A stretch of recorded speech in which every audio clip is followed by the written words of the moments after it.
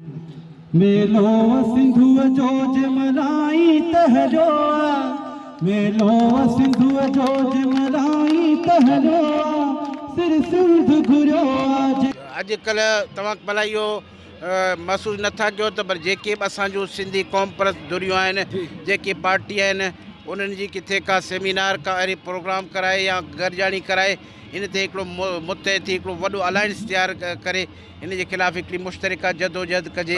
साईं जसकम त हमेशह रही आहे। तव्हांखे यादि हूंदो त बैरिया टाउन जे ख़िलाफ़ु 4 कलाक असां रोड ब्लॉक करे धरणो हणी सॼी दुनिया खे ॿुधायोसीं त असां धरती जा मालिक आहियूं, असां ॿिए जे ख़िलाफ़ु आहे। हा, इहो मां तव्हांजे हिन गबोल मीडिया जे थ्रू पंहिंजे कॉम्पर्स पार्टियुनि खे पंहिंजी सियासी पार्टियुनि खे सभिनी खे इहो महिरबानी कयां थो त हिकिड़ी आल पार्टनर कॉन्फ्रेंस घुराए जंहिंमें सभिनी माण्हुनि खे उते इहो ॿुधायो त हीउ मनसूबो केॾो ख़तरनाक आहे। हिन मनसूबे में असां अक़लियत में हलिया वेंदासीं। बाबा ॻाल्हि ॿुधो न, तव्हांखे क्लियर ॿुधायां, जेके वोट वारी सियासत कनि था, जेके इलेक्शन वारी सियासत कनि था, उन्हनि जे लाइ तमामु वधीक ख़तरनाक आहे।